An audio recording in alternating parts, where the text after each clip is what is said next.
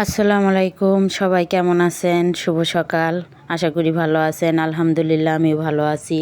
তো চলে আসলাম আজকে আপনাকে কিছু অন্যরকম ভিডিও দেব। এই যে দেখেন, এই কুত্তাটা আমাদের বাড়িতে থাকে।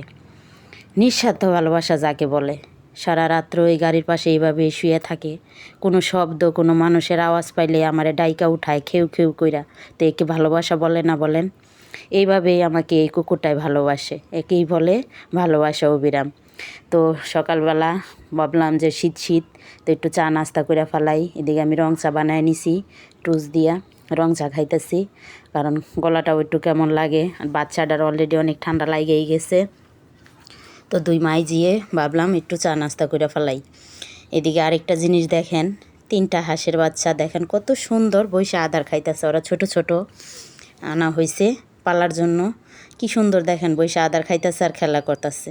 এরকম দৃশ্য খুব সহজেই দেখা যায় না, তাই চিন্তা করলাম যে আপনাদেরকেও দেখাই। এদিকে আবার আপনার ভাই জানেন তো, একটা ভিডিও দিছিলাম বুড়ি আনছিল, তো একটু বুড়ি রান্না করে দিতে হইব। এই ফাঁকে আমি একটু বুড়ি বসাইয়া দিছি। তো আমরা বুড়ি বলি, অনেকেই বট বলে। তো বুড়ি রান্নাটা কার কেমন লাগে অবশ্যই আমাকে কমেন্টে জানাবেন। আর ভিডিওটি ভালো লাগে লাইক কমেন্ট শেয়ার করবেন অবশ্যই। এদিকে আবার এই বুড়িটা সারাদিনই আমি জাল পারছি। রাত্রের বেলায় যে বুড়িটা দেখেন সুন্দর করে আমার তেলের উপরে কালো করতে হয়েছে, নইলে আপনার ভাই আবার খাবে না। বুড়িটা সুন্দর করে কালো করে নিতেছি। এদিকে আবার পোলাপানে আরেকটা আয়োজন করে বইছে।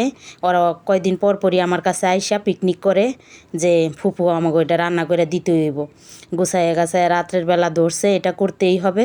তো কী করবো দেখেন, রাত্রেবেলাও করে এই যে আমি রান্না করে দিতেছি বড় পাতিলে সবজি খিচুড়ি। সবজি খিচুড়ি সবাই মিলা খাইব। ওই যে মুরগি আনছে, এগুলো আনছে, সব কইরা দিতে হইতাছে। এরকম প্রায় প্রায় ওরা খায়। তো ভিডিওটি কেমন লাগলো অবশ্যই আপনারা কমেন্টে জানাবেন। আর যদি ভালো লাগা থাকে লাইক কমেন্ট শেয়ার করবেন। আল্লাহ হাফেজ।